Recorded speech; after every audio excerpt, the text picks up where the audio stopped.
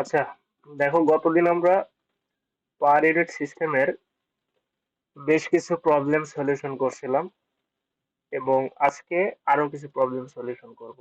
তো পার ইউনিটের এই প্রবলেম গুলা যদি শিখতে চাই, মানে ভালোভাবে বুঝতে চাই, তাহলে অবশ্যই পার ইউনিটের থিওরি ক্লাসটা আগে ভালো করে করতে হবে। ঠিক আছে? তো থিওরি ক্লাসের পড়াগুলা যদি ভালো করে না পড়ো, এই জিনিসগুলা বুঝবে না, কারণ আমরা থিওরিতে টোটাল জিনিসটাই আলোচনা করেছি।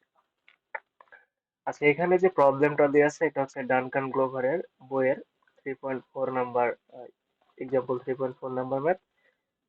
এটা হলো প্রশ্ন, ঠিক আছে? বাম দিকে যে অংশটা আছে এটা প্রশ্ন, আর এটা হচ্ছে আমি জাস্ট অ্যান্সারটা এখানে দিয়ে রাখছি যেন আমাদের মিলাতে সুবিধা হয়।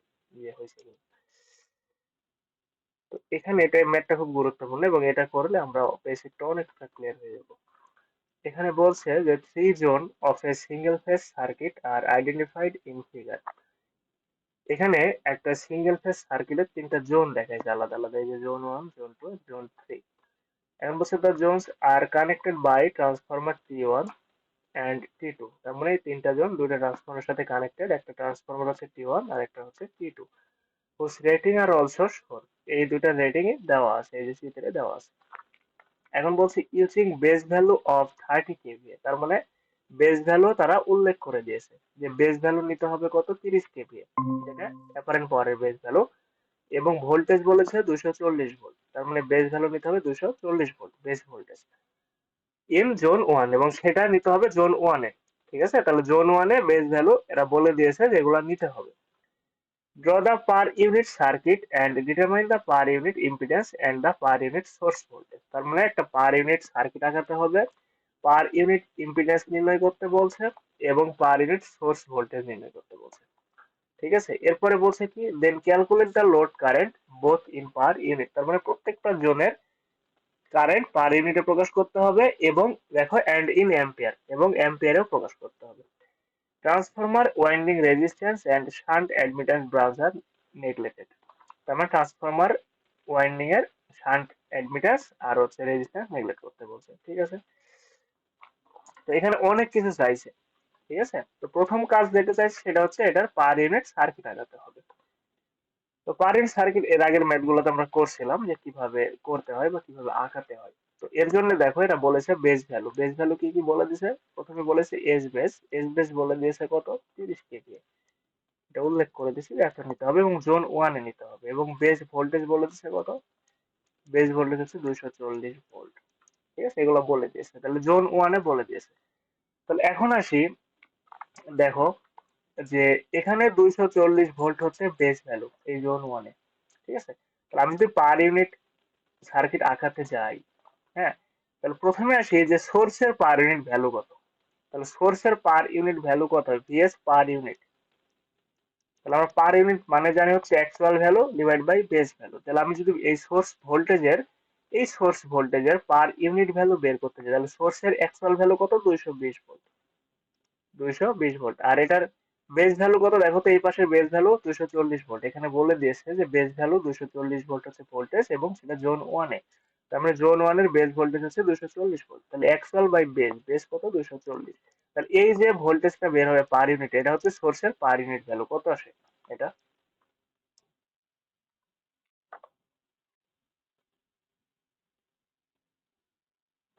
কত আসে এটা? হ্যাঁ, হিসাব করো তো। 3.917। এটা কি বুঝতে পারছো যে সোর্স ভোল্টেজের পার ইউনিট ভ্যালু কিভাবে বের করলাম? হ্যাঁ। এটা হচ্ছে এতদিন বের করা লাগতো না, বা বের করতাম, করলে সমস্যা হতো না। কিন্তু এখন ডিরেক্টলি চাইছে দেখো যে পার ইউনিট সোর্স ভোল্টেজ, তার মানে এটা হচ্ছে সোর্স ভোল্টেজের পার ইউনিট ভ্যালু, এটা অ্যান্সার একটা। ঠিক আছে? এবং এটা আমাদের ওই পার ইউনিট সার্কিটেও লাগবে।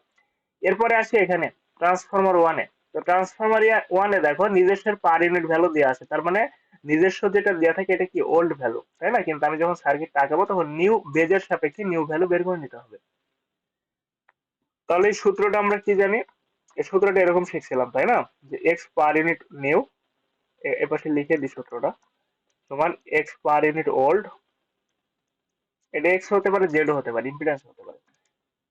তারপরে কি ছিল, গুণ V old, V base old divide by V base new.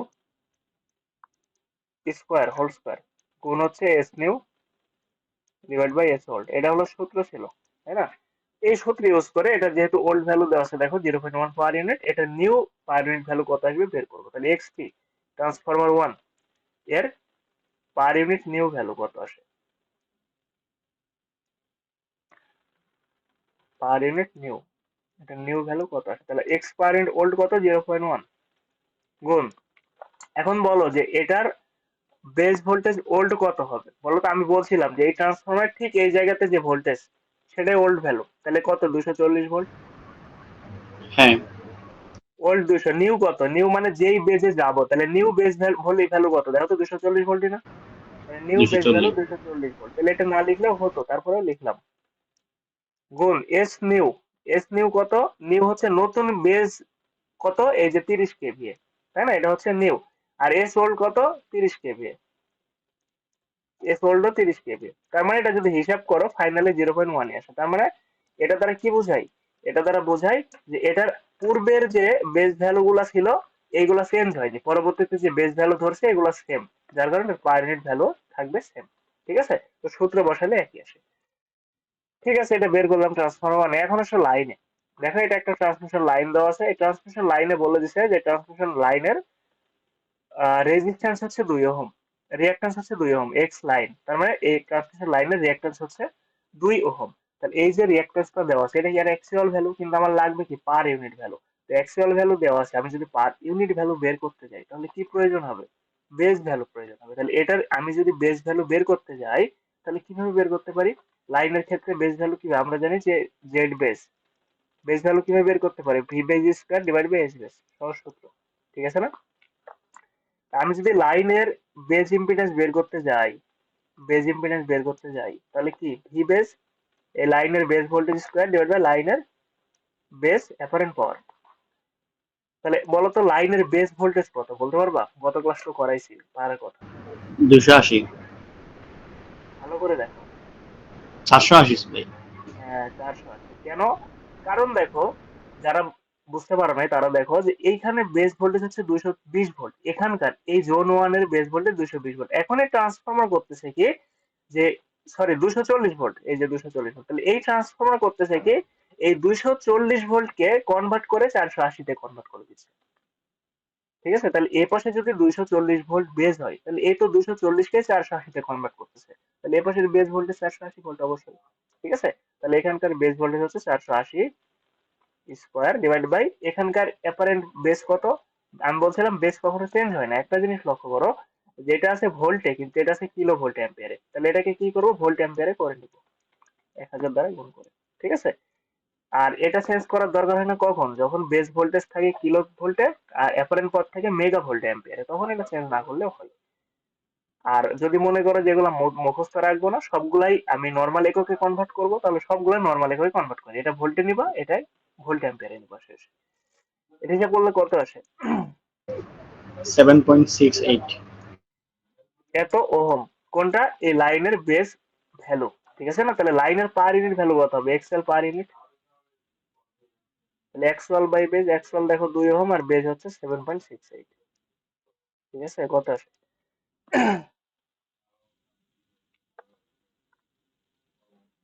0.26। 2604, তাই না, এত পার ইউনিট। তাহলে এটা হচ্ছে এই লাইনের ক্ষেত্রে গেল, ঠিক আছে গেল। এখন আসো ট্রান্সফরমার 2 এ, তাহলে এখান থেকে আসলো 480 ভোল্ট, ঠিক আছে, এখন আসি এই ট্রান্সফরমার 2 এ, তাহলে বলো তো এই জায়গার বেস ভোল্টেজ কত, এই জায়গার বেস ভোল্টেজ মানে যেটা এখান থেকে আসতেছে 480। 480 ভোল্টে, রাইট, এখানকার বেস ভোল্টেজ 480 ভোল্টে, কিন্তু এই ট্রান্সফরমারের যে পার ইউনিট ভ্যালু দেওয়া আছে এর নিজস্ব বেস হিসেবে দেওয়া আছে, তাহলে এই ট্রান্সফরমারের পূর্বের যে বেস ভোল্টেজ এটা কত, মানে ওল্ড যে বেস ভোল্টেজ, এখানকার ভোল্টেজটা কত, 460। এই যে 460, একদম ঠিক। তাহলে এটাই বুঝতে পারলাম যে ট্রান্সফরমারের পূর্বে যে পার ইউনিট ভ্যালু, ওল্ড যে পার ইউনিট ভ্যালু দেওয়া আছে এই এটার জন্য ওল্ড ভোল্টেজটা হচ্ছে 460 ভোল্ট, কিন্তু নতুন যে বেস ভোল্টেজটা আসতেছে সেটা হচ্ছে 480 ভোল্ট। ঠিক আছে, দেখো এগুলাতে সেম থাকলে এখানে কিন্তু সেম না। আচ্ছা, তাহলে এখন ট্রান্সফরমার 2 এর নতুন পার ইউনিট ভ্যালু বের করতে হবে। পার ইউনিট কত নিউ, তাহলে কত পার ইউনিট ওল্ড কত 0.1 গুণ ভি, এই যে V old by V new, V old কত 460 আর নিউ কততে যাব 480 তে, এবং এই অনুপাতে একক গুলো অবশ্যই সেম হতে হবে, তার উপর স্কয়ার গুণ S new divide by S old, S new divide by S old. দেখো তো এটার এস নিউ কত, আমরা 30 কেভি তে যাবো, এটাই নিউ, তাই না? আর ওল্ড কত, হ্যাঁ এটা আগে দেওয়া ছিল দেখো 20, 20। এটাই হচ্ছে ওল্ড। এটা হিসাব করলে এটা নতুন পার ইউনিট ভ্যালু চলে আসবে। আমরা এই সূত্রটা কখন ইউজ করতেছি, যখন ওল্ড পার ইউনিট ভ্যালু দেওয়া থাকতেছে। 0.37760। 13 না, হ্যাঁ 137760। 78 লেখা যায়, ঠিক আছে? তাহলে এটা হচ্ছে ট্রান্সফরমার 2 এর পার ইউনিট ভ্যালু। এখন আসি দেখো, এই যে দেখো লোড দেওয়া আছে, লোড কি দেওয়া আছে, একটা রেজিস্টার আর একটা ইন্ডাক্টর, তাই না? এটার ভ্যালু দেওয়া আছে 0.9 প্লাস জে 0.2 ওহম। তার মানে এই যে ভ্যালুটা দেওয়া আছে এটা কি অ্যাকচুয়াল ভ্যালু দেওয়া আছে। এখন এটা যদি পার ইউনিট ভ্যালু বের করতে যাই, তাহলে এটার বেস ভ্যালু বের করে নিতে হবে। তাহলে প্রথমে লোডের বেস ভ্যালু বের করে নেই। তাহলে জেড বেস কি লোড, তাই না? লোডের বেস ভ্যালু, তাহলে আমরা বেস ভ্যালু সূত্র কি জানি নরমালি, এই যে এটা, তাই না? তাহলে ভি বেস, লোডের base voltage square divide by লোডের এজ বেস। এখন আমাকে বলো যে লোডের বেস ভোল্টেজ কত হবে, বলতে পারবা কেউ? 115। এটা কে বললা, রায়হান নাকি মুরাদ ভাই? মুরাদ। এটা হচ্ছে ভুল হয়েছে। কেন 115 হবে না? এটা তো লোডের সাথে সেকেন্ডারি এটা কানেক্টেড না। এখন ভাই দেখেন, যে তো এই জিনিসটাই তোমাদের ভুল হবে, কারণ এটা হচ্ছে নতুন আসছে আমাদের সামনে এখন।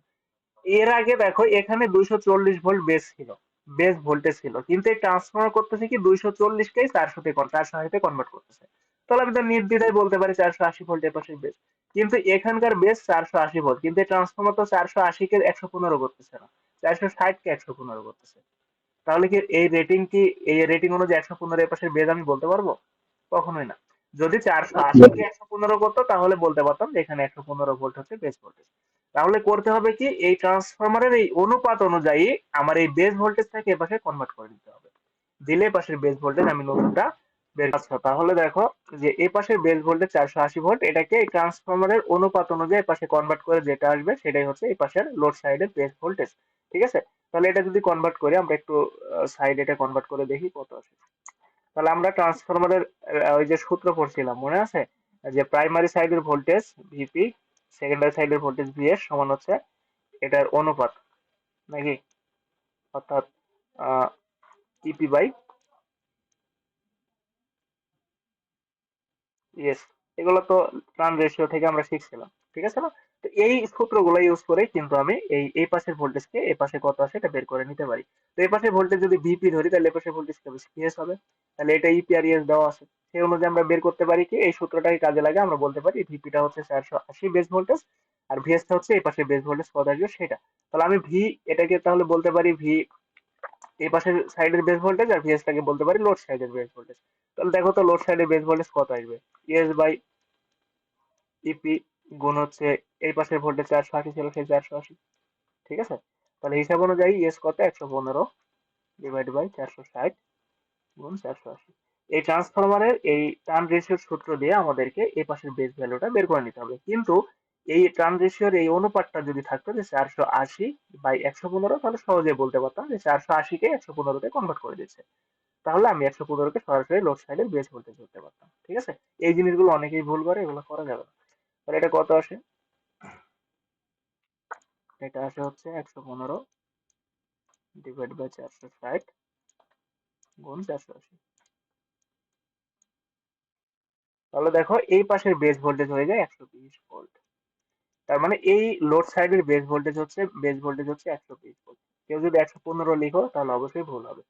তো লোড সাইডের বেস ভোল্টেজ হচ্ছে 120 ভোল্ট, তাহলে এখানে কি আসে, 120 এর উপর square divide by base apparent কত 30 গুণ 1000। তাহলে দেখো যে বেজের লোডের বেস ভ্যালু কত আসে, বেস ভ্যালু আসে হচ্ছে, যদি আমরা এটা হিসাব করি তাহলে আসে 120 এর উপর স্কয়ার ডিভাইড বাই নিচে থাকে হচ্ছে 30 গুণ 1000, তাহলে এটা আসে হচ্ছে 0.48, তাই না? 0.48 ওহম, এটা হচ্ছে এই লোডের বেস ভ্যালু। ঠিক আছে, তাহলে লোডের পার ইউনিট ভ্যালু কত হবে? জেড এল পার ইউনিট, নাকি লোডের পার ইউনিট ভ্যালু হচ্ছে অ্যাকচুয়াল বাই বেস, তাহলে অ্যাকচুয়াল কত আছে 0.9 প্লাস জে 0.2, আর বেস কত 0.4, হিসাব করো কত আছে। এটা হিসাব করলে আসে হচ্ছে, আমি যদি আলাদা আলাদা করি তাও হবে, যে একসাথে করলেও হবে। উপরে থাকে 0.9 প্লাস 0.2 আই, নিচে থাকে 0.48। ওকে, এটা কত আসে? এটা আসে হচ্ছে ওয়ান 1.875 প্লাস জে কত 0.416, ঠিক আছে, এত পার ইউনিট। তাহলে দেখো এখানে যে ট্রান্সমিশন লাইনটা দেওয়া আছে এর প্রত্যেকটার পার ইউনিট ভ্যালু বের করা শেষ। কি বলবেন? হ্যাঁ, নীল কাটার 4 নোট করবে, তুলে দেবো, দেখতে পারবে না এটা? আমি এই ক্লাস করে তুলে দেবো।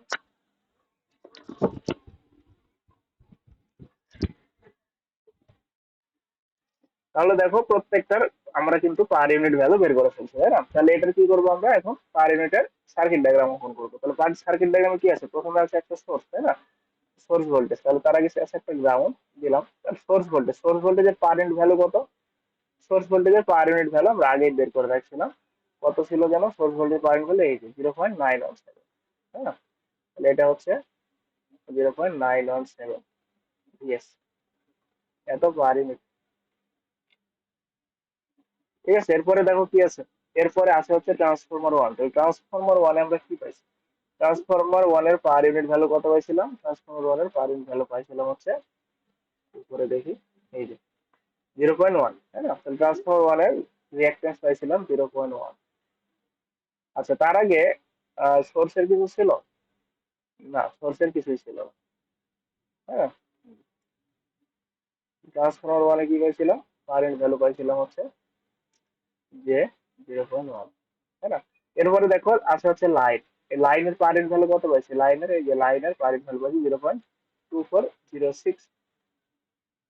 লাইনটা কিভাবে দেওয়া আছে? ঠিক এইভাবে দেওয়া আছে, আমরা এইভাবে দিই, এইভাবে দিলে হবে। আচ্ছা, আমাদের আঁকাইতে বলছে কি, রিঅ্যাকট্যান্স ডায়াগ্রাম হলে শুধুমাত্র রিঅ্যাকট্যান্স অংশটা লিখতে হবে, ঠিক আছে? আর যদি বলে যে ইম্পিডেন্স ডায়াগ্রাম, তাহলে রেজিস্ট্যান্স আর রিঅ্যাকট্যান্স দুটাই থাকবে। এখানে প্রশ্ন দেখতে হবে যে কি বলছে, ঠিক আছে? প্রশ্ন দেখতে হবে কি বলছে। Draw the per unit circuit and determine the per unit impedance. আচ্ছা, শুধু পার ইউনিট সার্কিট বলছে, right? তো এক্ষেত্রে সমস্যা নেই, আমরা যেভাবে আগে সমস্যা নেই, এটাকে আমরা হচ্ছে লাইনের রিঅ্যাকট্যান্স হিসেবে লিখতে পারি, নরমালি রাখলেও সমস্যা নেই। তাহলে এতটুকু হচ্ছে আমাদের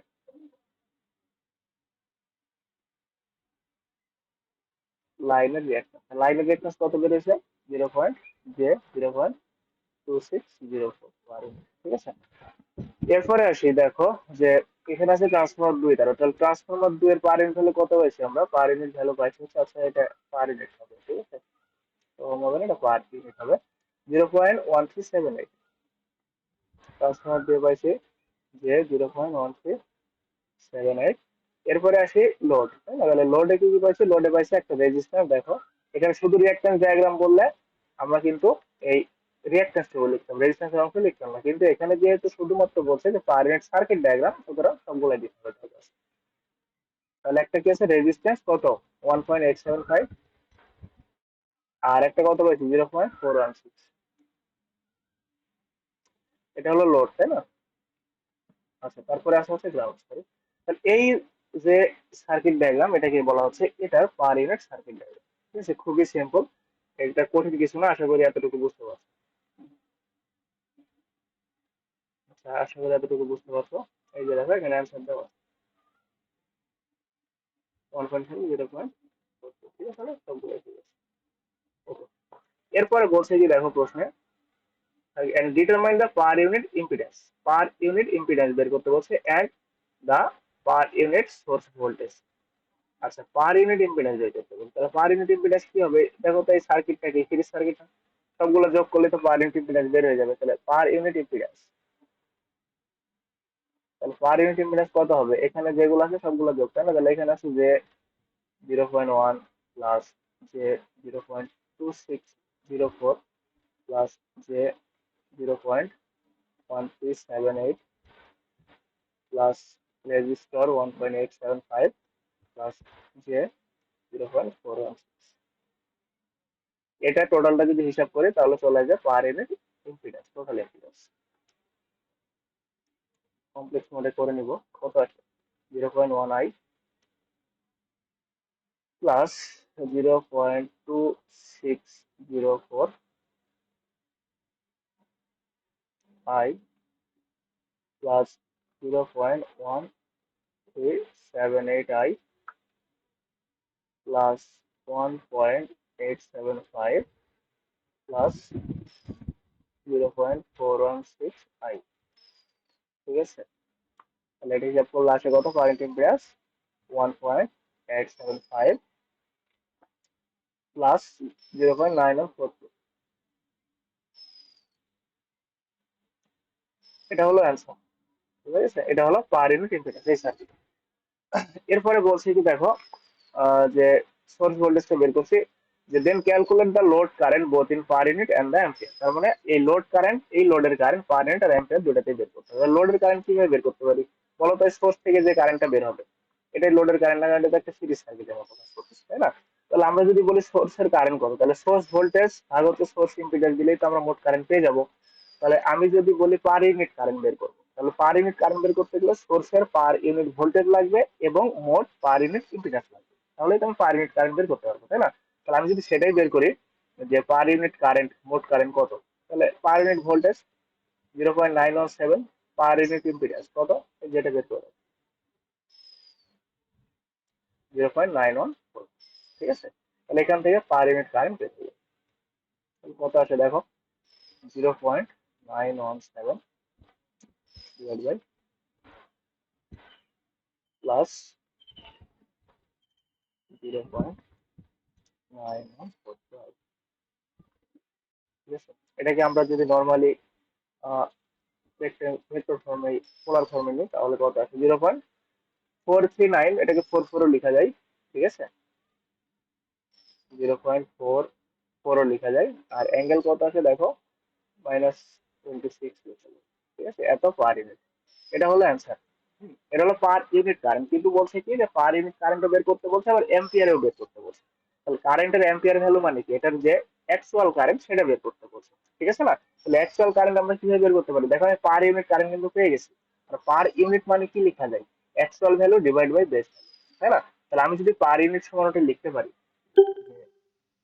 actual value divide by base value, তাহলে আমি যদি নর্মালি বলতাম যে পার ইউনিট কারেন্ট, তাহলে কি লিখতাম? যে কারেন্টের অ্যাকচুয়াল ভ্যালু ডিভাইড বাই কারেন্টের বেস ভ্যালু, তাই না? তাহলে আমি যদি কারেন্টের অ্যাকচুয়াল ভ্যালু বের করতে যাই, তাহলে ওটাই অ্যাম্পিয়ার ভ্যালু। তাহলে কি পার ইউনিট গুণ হচ্ছে বেস ভ্যালু। এখন কথা হচ্ছে কারেন্টের এই বেস ভ্যালুটা আমাকে বের করতে হবে। কারেন্টের বেস ভ্যালু কিভাবে বের করতে পারি বলো? কারেন্টের বেস ভ্যালু কিভাবে বের করতে পারি? কিভাবে বের করা যায়? কিছু এখানে দিয়েছে না, কারেন্টের বেস ভ্যালু কিভাবে বের করা যায়? এই যে উপরে দেখো, বেস ভ্যালু গুলো দিয়ে দিয়েছে। জোন ওয়ান এর বেস ভ্যালু দিয়ে দিচ্ছে 30 কেভি আর 240 ভোল্ট হচ্ছে বেস অ্যাপারেন্ট পাওয়ার আর বেস ভোল্টেজ। তাহলে বলো তো, যে নর্মালি যদি বেজের হিসাব করি, যে বেস অ্যাপারেন্ট পাওয়ার, এটা সমান কি লেখা যায়? বেস ভোল্টেজ আর বেস কারেন্ট লেখা যায় না? লেখা যায়। বেস ভোল্টেজ গুণ হচ্ছে বেস কারেন্ট, এটা লেখা যায়, তাই না? আমরা অ্যাকচুয়ালের হিসাব করলে সবগুলো অ্যাকচুয়াল লিখতে পারবো, বেজের হিসাব সব বেজ লিখতে পারবো, পার ইউনিটের হিসাব করলে সবগুলো পার ইউনিট লিখতে পারবো, কিন্তু সূত্র কিন্তু সেম। ঠিক আছে, আমরা যে সূত্রগুলো জানি সবই same। যেমন আমি যদি বেস পাওয়ার হিসাব করি, তাহলে ভোল্টেজেরও বেস, কারেন্টেরও বেস। এই সূত্রগুলো থেকেই কিন্তু আমি যে মানে শর্টকাট সূত্র ইউজ করতেছিলাম, ওই সূত্রগুলো আসে, আমি প্রথম ক্লাসে এগুলো দেখিয়েছিলাম। তাহলে দেখো তো, বেস কারেন্ট সমান কি লেখা যায়? S base by V base লেখা যায়? লেখা যায়। তাহলে এস বেস কত দিচ্ছে? 30 কেভি। আর বেস ভোল্টেজ কত বলে দিছিল? 240। তাহলে এখান থেকে তো আমি বেস কারেন্ট বের করে দিতে পারি। ঠিক আছে, তাহলে 30,000 ডিভাইড বাই 240, তাহলে এটা করলে 125 আসে, 125 অ্যাম্পিয়ার বেস কারেন্ট। তাহলে বলো তো অ্যাকচুয়াল কারেন্ট কত হবে? অ্যাকচুয়াল কারেন্ট সমান আমি কি লিখতে পারি তাহলে, যে পার ইউনিট গুণ হচ্ছে বেস, তাহলে পার ইউনিট কত 0.44। তোমরা চাইলে অ্যাঙ্গেল ছাড়াও ম্যাগনিটিউড মানটুকু লিখতে পারো, অ্যাঙ্গেল সহ লিখলেও সমস্যা নাই, ঠিক আছে। গুণ এক, বেস ভ্যালু হচ্ছে 125, তাহলে কত আসে এটা, তাহলে 125 গুণ হচ্ছে 0.44 অ্যাঙ্গেল মাইনাস, এটাকে যদি আমরা নর্মালি পোলার ফর্মে নিই তাহলে আসে 55 অ্যাম্পিয়ার, ঠিক আছে। এটা হলো অ্যাকচুয়াল ভ্যালু, অর্থাৎ এই সার্কিটে প্রবাহিত কারেন্ট হচ্ছে 55 অ্যাম্পিয়ার। তাহলে এটা হলো অ্যাম্পিয়ার ভ্যালুতে অ্যান্সার। আর কিছু চাইছে?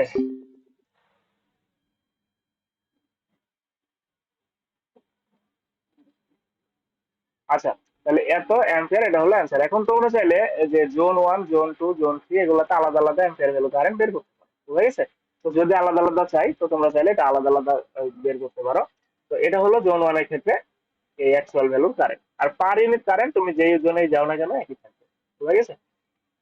আর এখানে যেহেতু ট্রান্সফরমার ইউজ করতেছি তাহলে জোন 1 এ যে কারেন্ট প্রবাহিত হবে জোন 2 তে নিশ্চয়ই একই কারেন্ট প্রবাহিত হবে না, জোন 3 তে নিশ্চয়ই একই কারেন্ট প্রবাহিত হবে না, কারণ এখানে ট্রান্সফরমার ভোল্টেজকে কম বেশি করতেছে, ঠিক আছে না, ট্রান্সফরমার না থাকলে ঠিক ছিল। সুতরাং এটা হলো জোন 1 এর অ্যাকচুয়াল কারেন্ট। এখন তোমরা চাইলে জোন 2 বের করতে পারো, জোন 3। জোন 2 বের করতে গেলে কি হবে, জোন 2 এর বেস কারেন্ট বের করতে হবে, কারণ আমি বলছি পার ইউনিট কারেন্ট সব জায়গাতে সমান থাকবে। আমি বলছিলাম যে ট্রান্সফরমারের প্রাইমারি বলো সেকেন্ডারি বলো পার ইউনিট কখনো চেঞ্জ হয় না, ঠিক আছে। সুতরাং পার ইউনিট কারেন্ট এখানে এখানে এখানে একই থাকবে, কিন্তু চেঞ্জ হবে কি বেস কারেন্ট। তাহলে এখানকার বেস কারেন্ট বের করে নিবা, নেওয়ার পরে এই যে বেস কারেন্টের সাথে পার ইউনিট কারেন্ট গুণ দিলে এই জোন 2 এর অ্যাকচুয়াল কারেন্ট বের হবে। তাহলে এখানকার বেস কারেন্ট কিভাবে বের করবা, এখানকার বেস অ্যাপারেন্ট পাওয়ার লাগবে আর বেস ভোল্টেজ আছে 480 ভোল্ট, ঠিক আছে না। তো এইভাবে তুমি চাইলে জোন 2 জোন 3 এই কারেন্ট গুলা বের করতে পারো। তো এটা গেল হচ্ছে এই ম্যাথের সমাধান, অনেকটাই বড় একটা ম্যাথ, ঠিক আছে। তো আশা করি এতটুকু বুঝতে পারছো।